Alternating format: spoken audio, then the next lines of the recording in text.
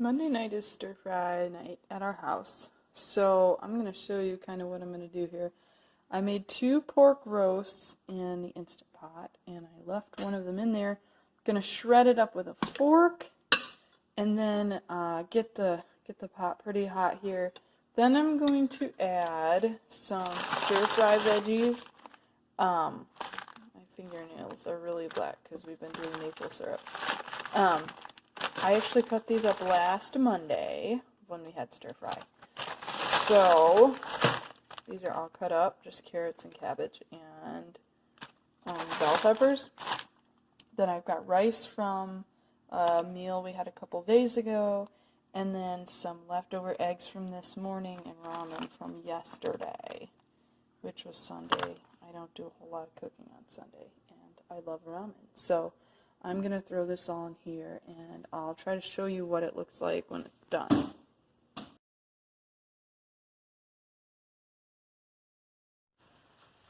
This is our sap boiling setup. So we've got 2, I call them roaster pans, but they're actually, I think they're called steam table pans. And this is our makeshift burner. It's an old dryer that my in-laws gutted out. And then this is our warming pan. You can see the sap is moving around in there. So it's not boiling, but it is warm. And then, so we'll put the sap from the bucket that was under the tree to the warming pot, and then it goes into the steam pan. And we just always keep these topped up. They're easier to clean that way, and it just seems to go faster. Every 20 minutes I come out here and I refill our little furnace burner with these end pieces of 2x4s and also some brush that I've been clearing out of our little grove of trees in back. These are from my husband's shop. He has a construction business, so we have a lot of this stuff he pays for it, but these have been sitting around for a while now, so he's okay with throwing them in the burner. I am just about to close the door on this fire.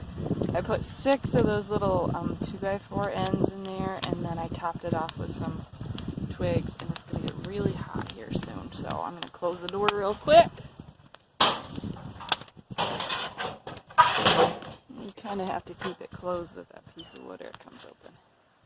And here you can see it's boiled down a bit, so I'm going to top it off with that sap over there in the pot, and then I'll set my timer for another 20 minutes. Yesterday was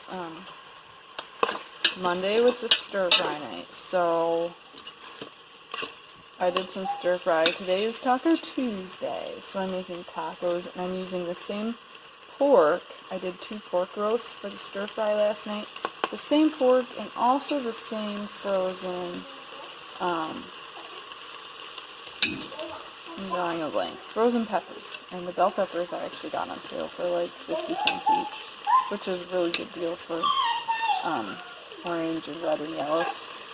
So same peppers, same onions, same pork, but I'm going to switch out the starch obviously to taco shells. Here is what is probably the last of our maple syrup for the season. Boiling down. It's getting warmer around here, so we're not having those freezing night temperatures that we need. And over here, got some seedlings, and I'm making cheese. I'm making, well, there it is, 30-minute mozzarella. This milk has a best by date of today. So I decided to do some cheese with it. I hope it doesn't taste strange. Check out this curd. I'm just gonna cut it. It's kind of hard to cut sometimes because